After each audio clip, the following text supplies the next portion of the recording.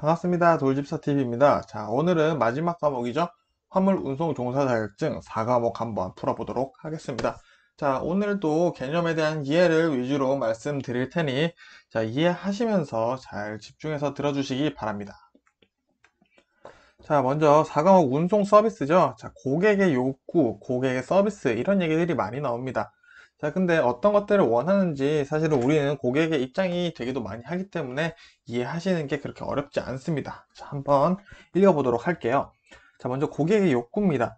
중요한 사람으로 인식되길 바라며 기대와 욕구 수용하여 주기를 바랍니다. 그리고 칭찬받고 싶어 하며 관심을 가져주길 바라며 환영받고 싶어 한다라는 특성이 있습니다.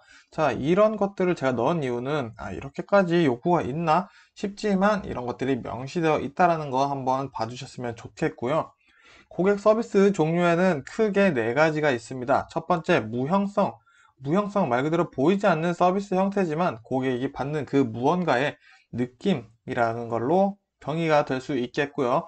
동시성이 있습니다. 생산과 소비가 동시에 일어난다는 건데요. 물건을 파는 그 행위를 얘기를 하는 겁니다.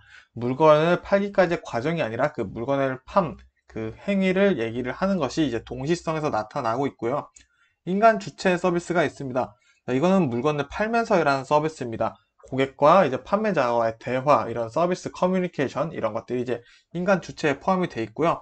소멸성, 그리고 무소유권, 이렇게 묶어서 볼 수 있습니다. 자, 서비스는 소유할 수 있는 것은 아니다라는 것까지 이해하고 넘어가겠습니다. 자, 고객 만족을 위한 3요소가 있습니다. 첫 번째, 상품의 품질이 좋아야겠죠. 상품 품질이고요. 두 번째, 영업 품질이고요. 세 번째, 서비스 품질입니다. 이 세 가지 품질이 고객 만족을 위한 3요소라는 거 되어 있고요. 고객에 결정 영향을 미치는 요인들이 몇 가지가 있어요. 첫 번째, 과거의 경험. 두 번째, 서비스 제공자의 태도. 판매자의 서비스 태도겠죠. 세 번째, 의사소통. 네 번째, 개인의 성격 등에 의해서 고객이 결정을 내리는데 영향이 미치게 되겠습니다. 그리고 고객의 서비스 품질 평가 기준이 있는데요. 첫 번째, 신뢰성. 내가 이 판매자를 믿을 수 있나? 두 번째, 신속한 대응. 그리고 편의성. 그리고 태도, 커뮤니케이션, 이런 것들이 있겠죠. 이런 것들은 우리가 상품을 구매해 볼 때 생각을 해보시면 잘 알 수가 있을 것 같습니다. 자, 이제 물류에 대한 얘기가 또 나와요. 물류에 대한 얘기는 아무래도 조금 암기를 요하는 부분들이 있습니다. 자, 일단 기본적인 중요한 것 좀 이해해보고 넘어갈게요. 자, 미국 로지스틱스 관리협회라는 게 있습니다. 자, 여기가 어떤 것들을 하냐? 소비자의 요구에 부응할 목적을 가지고, 미국 로지스틱스 관리협회는 소비자의 요구에 부응할 목적을 가지고 있대요. 그 목적을 가지고 그러면 생산지에서 소비지까지 소요되는 시간, 비용, 관리 등을 계획하고 통제하는 과정을 다루고 있습니다. 즉, 물건이 만들어지고 판매될 때까지의 소요되는 시간과 관리, 비용, 그런 것들을 계획하고 통제하는 것을 미국 로지스틱스 관리협회에서 하고 있다라는 걸로 이해하시면 되겠고요. 기본적인 물류 정책 기본법 보도록 할게요. 자, 어떤 것들을 관리하냐, 이게 운송이나 부관, 하역부터 가공, 조립, 분류, 수리, 포장, 판매, 이런 것들이 있습니다. 자, 어쨌든 이런 것들을 관리하는 법령이 물류정책 기본법이다 라는 용어에 대한 이해 한번 하고 넘어가도록 하겠습니다. 자, 그럼 이제 물류에 대해서 조금 더 구체적으로 알아볼게요. 자, 공급자로부터 생산자, 유통업자를 거쳐서 최종 소비자에게 가는 재화의 흐름을 우리는 물류라고 얘기를 합니다. 자, 이 물류 관리라고 함은 이 재화의 흐름을 효율적인 흐름으로 만들기 위해서 계획, 실행, 통제 등을 행하는 활동을 우리는 물류 관리라고 얘기를 합니다. 이 물류 기능은 그러면은 이제 수송과 포장, 보관, 하역, 그리고 정보에 대한 처리를 함으로써 어디서 어디로 이동이 되는 걸 알 수가 있겠죠. 이런 것들이 이제 물류의 기능이라고 얘기할 수 있습니다. 자, 그리고 물류의 기본 기능이라는 게 또 있어요. 기본적으로 그 물류가 가지고 있는 기능은 뭔가 시간적 기능, 장소적 기능, 수량적 기능, 품질적 기능, 가격적 기능, 인적 기능, 이런 것들이 있더라. 자, 이런 거는 치사하게 문제로 나올 확률이 조금 있는 편이니까 눈여겨서 봐주시고요. 물류의 기능과 기본 기능 차이를 할 줄 아셨으면 좋겠습니다. 자, 뿐만 아니라, 자, 물류는 운송뿐만 아니라 자재 조달, 회수 등을 총괄하는 의미로 확대되어 있습니다. 자, 이런 내용까지 있다라는 거 추가로 보시면 되겠고요. 자, 물류 관리에 대해서 조금 더 말씀드릴게요. 아까 자, 물류 흐름을 잘 움직일 수 있게 돕는 게 이제 물류 관리라고 말씀드렸는데, 운송, 보관, 하역, 포장, 정보 등의 모든 활동을 유기적으로 조정하여 하나의 독립된 시스템으로 관리하고자 하는 것이라고 좀 더 구체적으로 이해를 할 수 있겠네요. 즉, 물류 관리라는 것은 독립된 시스템, 하나의 시스템으로 관리를 하고자 하는 성질이 있습니다. 그렇기 때문에 경영 관리와 다른 기능들과 밀접한 관계를 가지고 있어요. 또한 생산 및 마케팅 영역과도 밀접한 관계를 가지고 있는 게 바로 물류 관리라는 겁니다. 즉, 물류 관리의 기능들을 활용하기 위해서는 기업 전체의 전략 수립 차원의 통합된 시스템을 구축해야 이해할 수 있습니다. 즉, 정리해 보겠습니다. 물류 관리라는 건 어쨌든 하나의 독립된 시스템으로 관리를 하고자 하는 건데, 경영 관리의 기능들이나 생산 및 마케팅 영역과도 밀접한 관계를 가지고 있기 때문에 이 기능들을 활용하기 위해서는 기업 전체의 전략 수립 차원의 통합된 시스템을 구축해야 한다는 겁니다. 자, 다 내용이 연결되어서 제가 정리를 했으니 쭉 들어보시면 될 것 같아요. 자, 물류비 산정의 이유입니다. 물류비 산정. 자, 물류비의 크기를 표시하여 사내에서 물류의 중요성을 알게 해준 게 물류비 산정의 이유 중에 한 개고요. 두 번째 이유는 물류 활동의 문제점을 파악하고 개선하는 겁니다. 세 번째는 물류 활동에 계획하고 관리하여 실적을 계산하고 평가한다. 자, 물류 활동을 계획하고 관리하여 실적을 계산하고 평가하는데 물류비 산정을 한다라는 겁니다.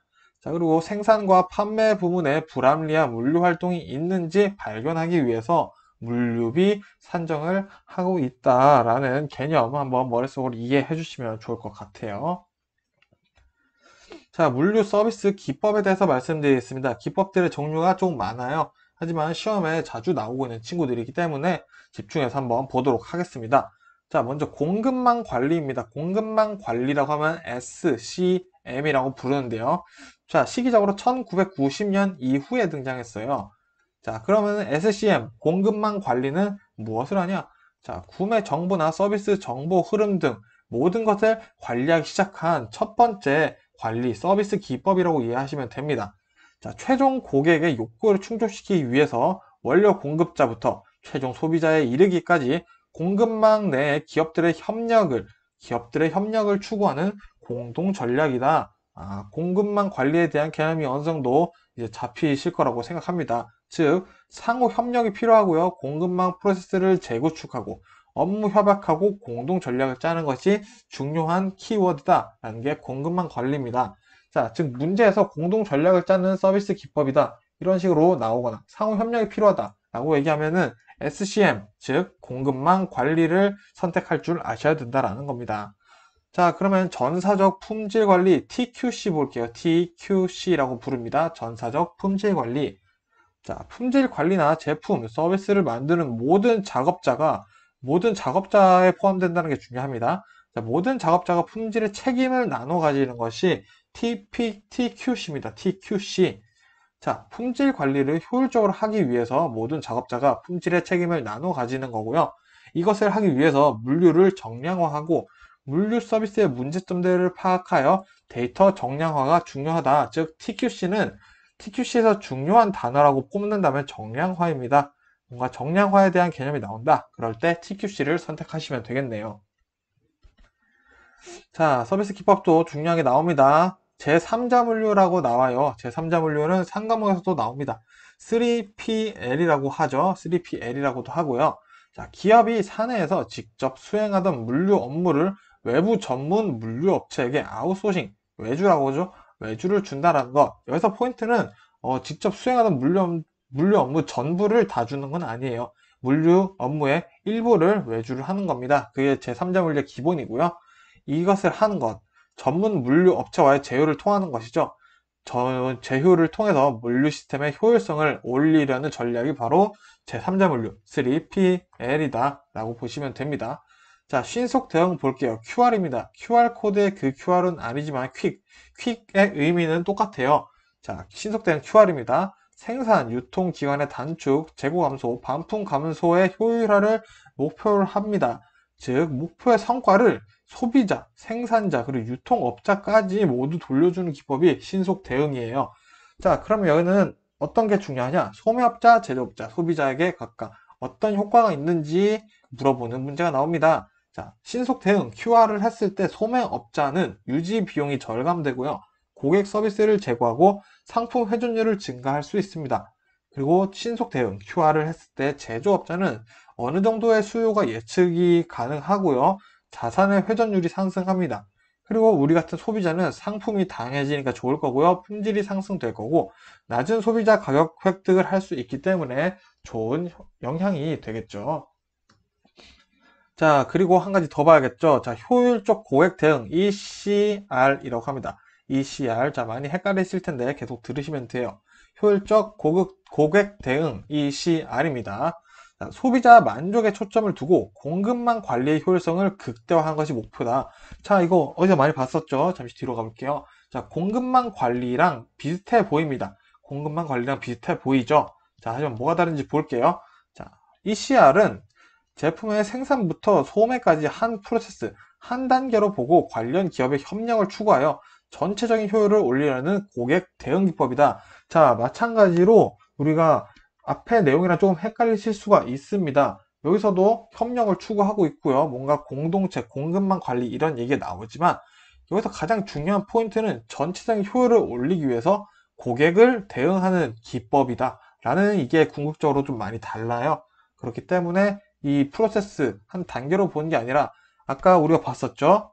공급망 관리에서는 공동 전략이기도 하지만 독립된 시스템을 만들려고 하는 또 영향이 있습니다. 그렇기 때문에 뭔가 하나의 프로세스를 만드는 것에서 헷갈려 하실 필요는 없고요. 아, 이 큰 차이점을 딱 잡는다 하면은 그냥 고객 대응 기법이다. 이거는 말 그대로 이렇게 해서 이해를 해주시면 될 것 같습니다. 자, 좀 더 볼게요, 그러면. 자, 제조업체와 유통업체가 긴밀한 협력을 통해 기존에 존재하던 비효율적인 것과 비생산적인 요소들을 제거하는 것에 목표를 두는 겁니다. 문제점을 찾아서 제거를 하겠다라는 게 또 효율적 고객 대응의 특징일 수도 있겠죠. 그래서 장점까지 보면은, 자, 산업체와 산업체 간에서도 통합을 이뤄 최적화를 할 수 있다. 자, 산업체 간에도 도움이 된다. 도움이 되네요. 도움. 자, 자, 그리고 또 이제 주파수 공영 통신이 있습니다. TRS라고 하는데요. 요거는 어렵게 생각하실 필요는 없고요. 그냥 뭐 전기 시스템, 그 통화 뭐 이런 개념으로 생각하시면 됩니다. 자, 한번 볼게요. 자, 개념은 이래요. 중계국에 할당된 여러 개의 채널을 공동으로 사용하는 무전기 시스템이다. 라는 개념으로 되어 있는데요. 자, 어디에 사용하는지 보시면은 금방 이해가 오실 겁니다. 자, 화물 추적 통신망 시스템으로 물류 관리에 많이 사용된다고 되어 있습니다. 즉 음성 통화나 TRS 데이터 통신 등에 활용하고 있고요. 배차 지시나 작업 지시, 차량 위치 추적에 용이합니다. 그래서 어떻게 보면은 GPS라고 헷갈리실 수도 있는데, 자, 그래서 헷갈리시지만 않으면 되는 게 GPS는 GPS를 설명하는 것은 아니다. 하지만 TRS가 차량의 위치 추적을 해준다. 요거 개념을 일단 이해해 주시면 되고요. 또 TRS가 어떻게 활용이 되냐? 자, 배송의 정확한 추적, 도착 시간에 정확한 추정이 가능해지고요. 배송이 왜 늦었는지 지연 사유와 원인 분석들을 파악하여 표준 운행 시간 작성이 가능합니다. 그리고 TRS를 통해서 고장난 차량이 어디 있는지 지연 분석을 해서 차량을 재배치할 수 있다는 것까지 머릿속에 담아주시면 되겠네요. 자, 그리고 물류 서비스 기법 중에 통합 판매 물류 생산 시스템 CALS라고 부르겠습니다. 칼스라고 있습니다. 자, 이것도 내용 한번 볼게요. 제조업체에서 생산, 유통, 거래 등의 과정을 컴퓨터로 연결하여 모든 정보를 기업 국가 간에 공유할 수 있는 시스템. 이게 말이 되게 어려운데 포인트가 있습니다. 즉, 통합 판매 물류 생산 시스템, 칼스라고 부르죠. CALS는 국가 간의 정보 연결이다. 국가 간의 정보 공유 및 연결을 해주는 시스템이구나. 즉, 기업의 입장에서는 품질 향상과 비용 절감과 신속 처리하는 게 많은 도움이 되겠죠. 요즘 들어서 이제 이 칼스, 통합 판매 물류 생산 시스템이 중요해지고 있는데 그 이유, 자, 정보화 시대에서 기업 경영에 필요한 필수 요소로 떠오르고 있고요. 자, 이런 과다 서류나 기술 자료가 중복되는 서류들이 많겠죠. 그런 것들을 줄이고 업무 처리 절차를 축소시킬 수 있기 때문입니다. 그리고 효과를 볼까요?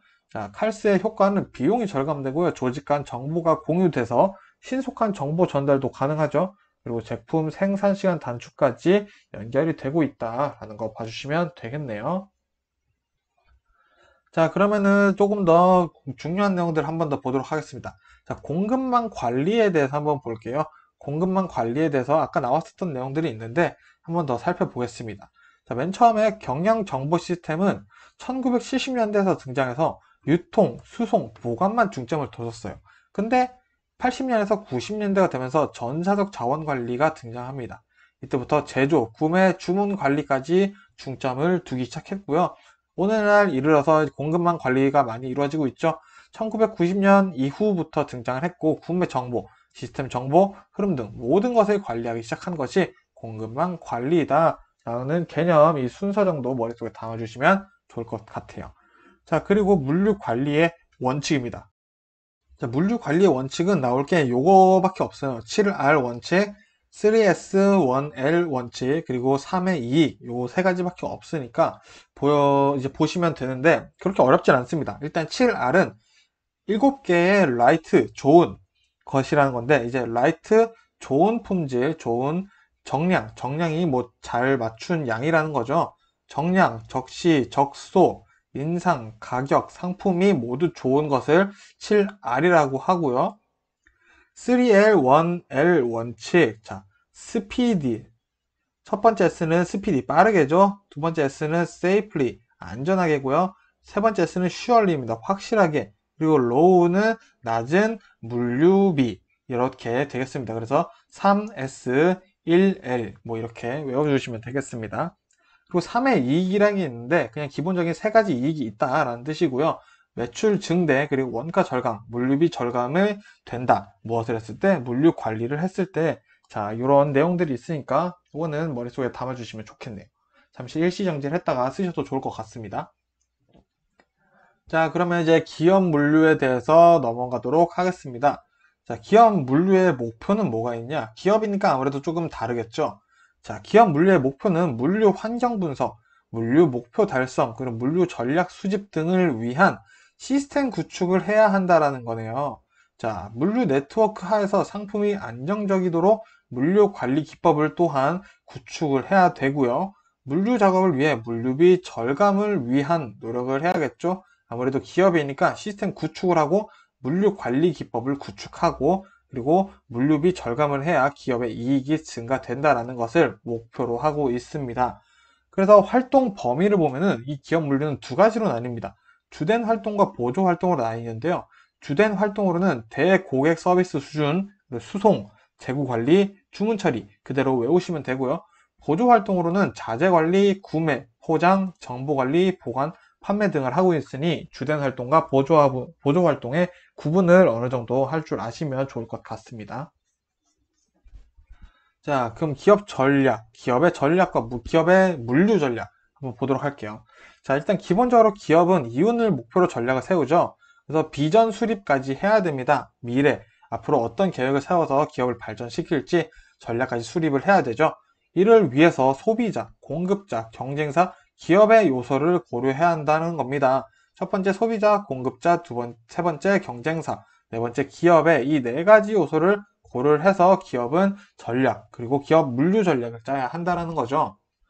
자, 물류 전략의 목표는 마찬가지로 비용 절감이 있고요. 자본 절감, 그리고 서비스 개선으로 이루어지고 있습니다. 그 중에서 이제 전략적 물류 관리 SLM에 대해서 볼 건데요. SLM은 업무 처리 향상과 품질 향상, 그리고 서비스 증대, 원가 절감을 위해 실행한다는 개념을 이해하시면 됩니다. 이 SLM에 대한 내용 굉장히 많은데 이 내용을 축약을 해보자면은 업무 처리를 향상시키고 그냥 물건의 품질을 향상시키고 서비스를 증대시키고 원가 이런 물류비를 절감하기 위해서 한다라는 이 뉘앙스를 머릿속에 달고 계시면은 이 뉘앙스로 아마 문제를 푸실 수 있을 테니까 이것만 이해를 하시면 됩니다. 즉 정리를 해보자면 기업은 이윤 추구와 모든 부분에서 비용 절감, 원가나 물류비 이런 것들이 있죠. 그리고 서비스 개선을 위해서 모든 행위를 하고 있다는 것을 이해하시고 문제 푸시는데 이것을 응용을 해서 읽어보고, 이 지문은 기업이 이윤 추구를 해야 된다는 뜻이구나, 이렇게 유출을 하시면서 푸시는 게 좋은 공부 방법이라는 거 계속 말씀드리고 있으니 꼭 한번 해보시기 바랍니다. 자, 이어서 제3자 물류 보겠습니다. 자, 3PL이라고도 하죠. 자, 3PL이라고 문제 나올 수도 있습니다. 자, 제3자 물류란 어느 기업이 물류비 절감이나 활동을 효율적으로 하기 위해서 일부 물류를 아웃소싱하는 경우 외주라고 한다고 아까 말씀드렸어요. 전부 외주를 맡긴 게 아니라 일부 물류만 아웃소싱하는 겁니다. 자, 기업이 사내에 물류 조직을 별도로 분리하여 자회사로 분리하는 경우에도 제3자 물류다라고 포함되고 있다라는 걸 알아주시면 됩니다. 즉, 두 가지가 되는 거겠죠. 일부 물류를 외주를 하거나 자회사로 분리를 해서 물류 관리를 하거나 했을 때 제3자 물류라고 부른다 라고 말씀드리고 있습니다. 자, 제3자 물류를 하는 이유는 뭘까요?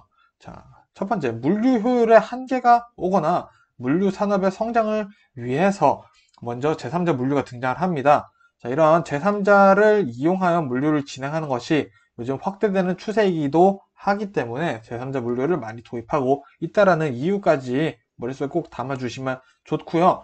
여기서 화주기업의 기대 효과가 있습니다. 그래서 중요한 거는 화주기업이라는 겁니다. 그냥 일반 기업과는 조금 개념이 다를 수도 있어요. 뭐 외우실 때 꼭 화주기업의 기대 효과라고 외워주세요.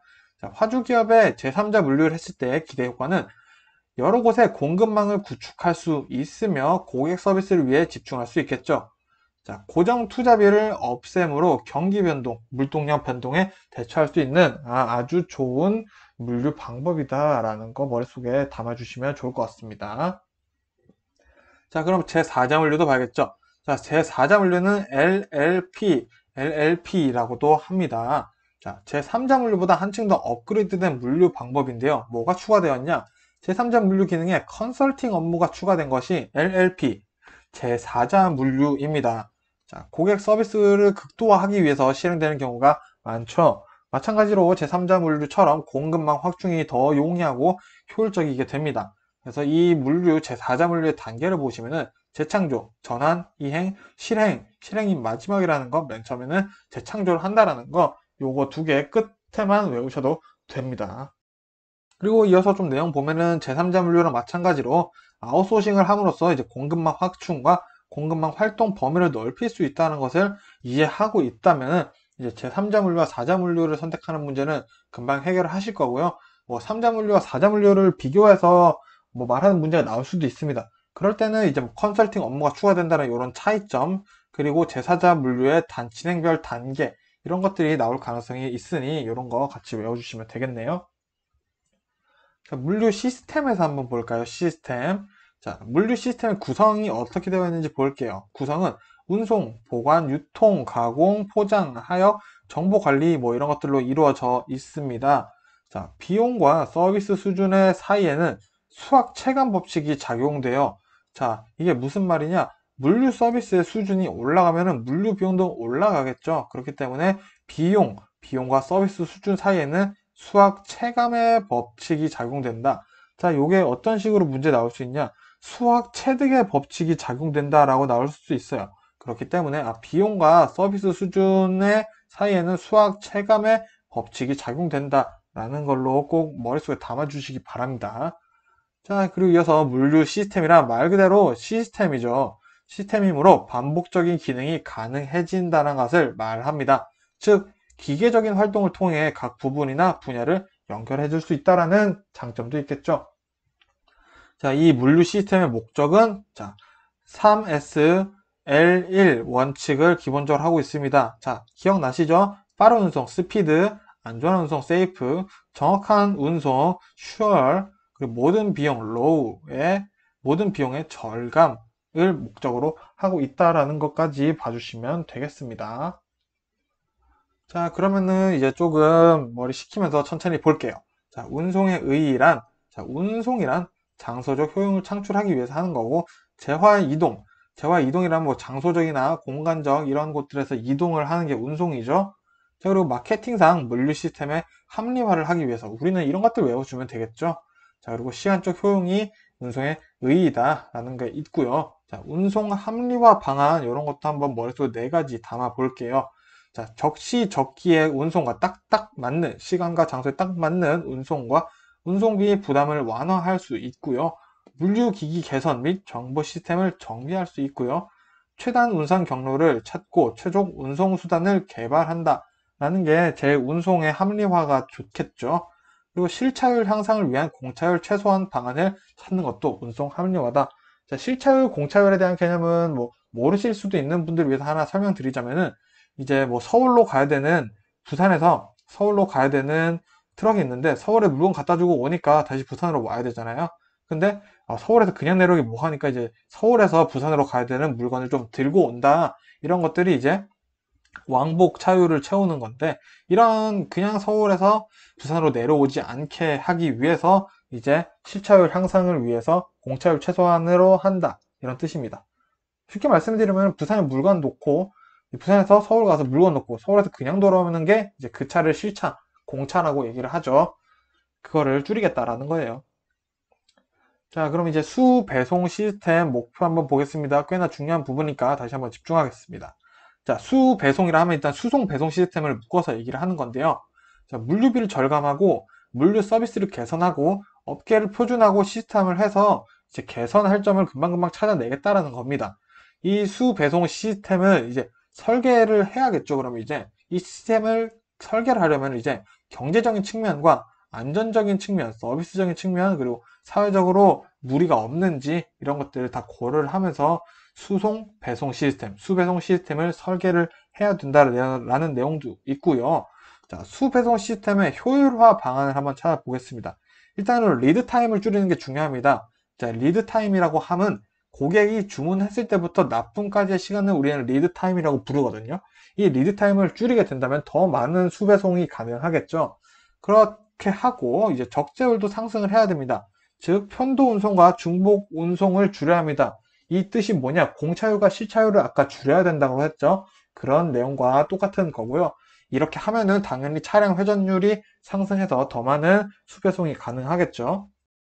자, 그러면은 수송과 배송에 대해서 조금 더 알아볼게요. 먼저 공동 수송, 수송에 대해서 한번 알아보겠습니다.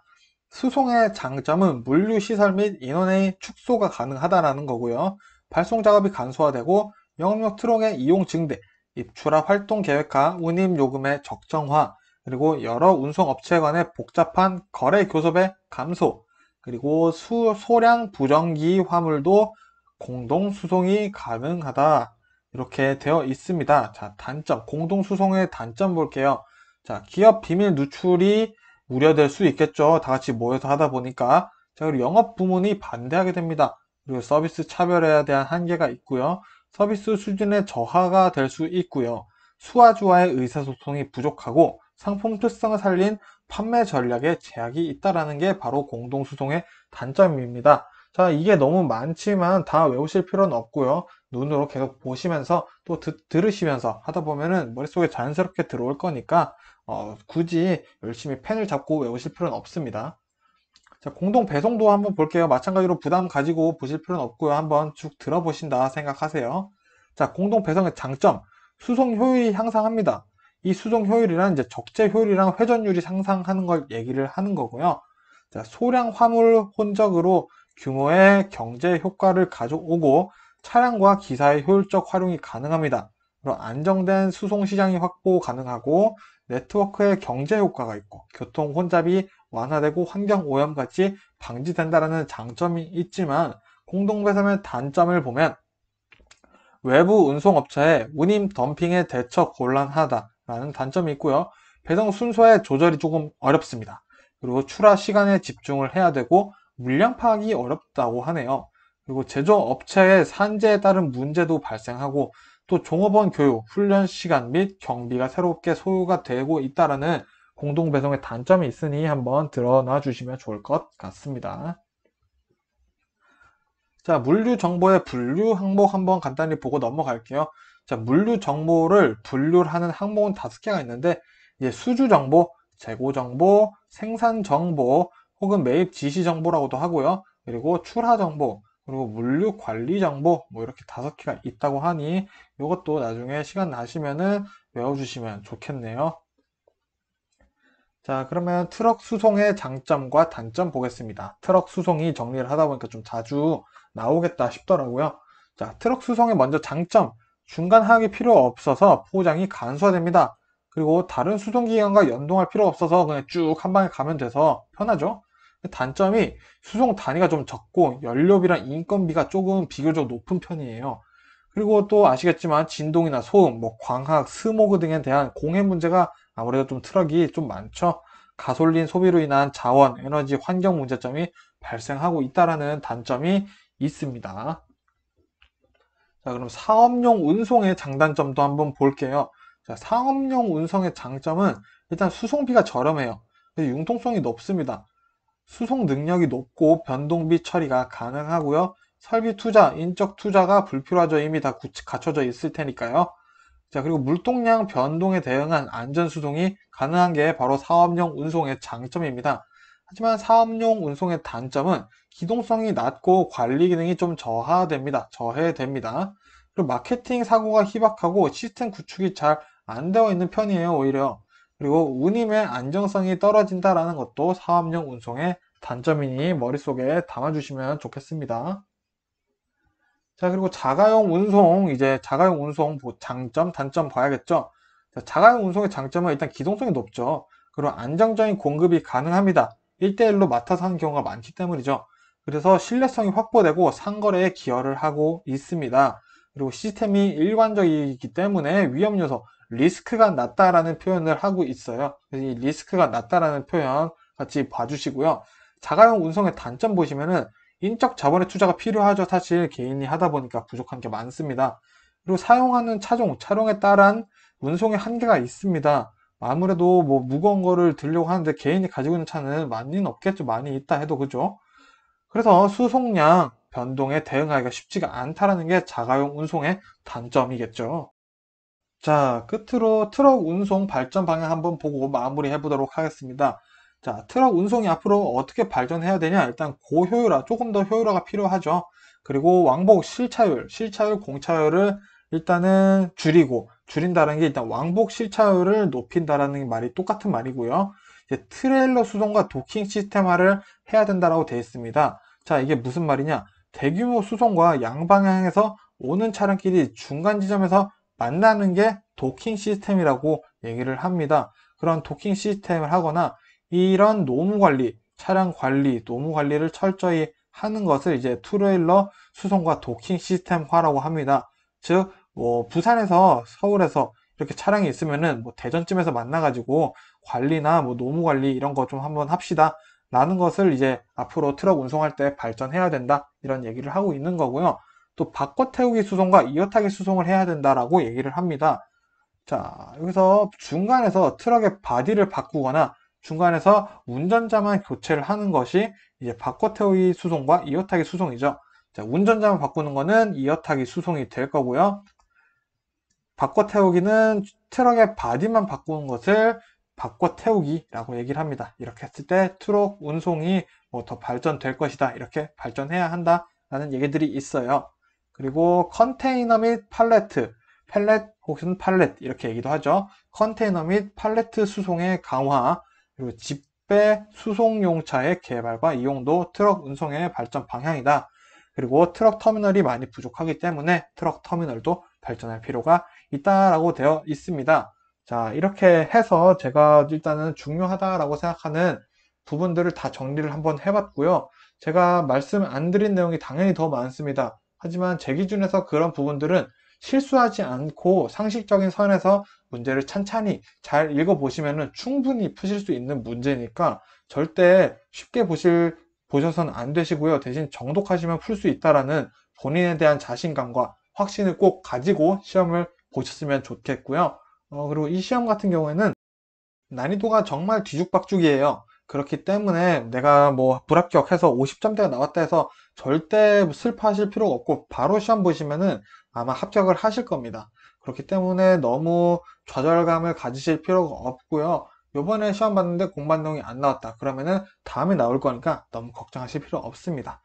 자, 이렇게 해서 일단 크게 기본적인 과목별 설명은 제가 이걸로 마치도록 하겠고요. 다음에는 이제 번호, 도로교통 표지판 이런 것들 한번 말씀드리고 한번 기출문제, 문제풀이 연습을 위해서 요약한 영상을 한번 또 만들어서 올리도록 하겠습니다. 그동안 고생 많으셨습니다. 감사합니다.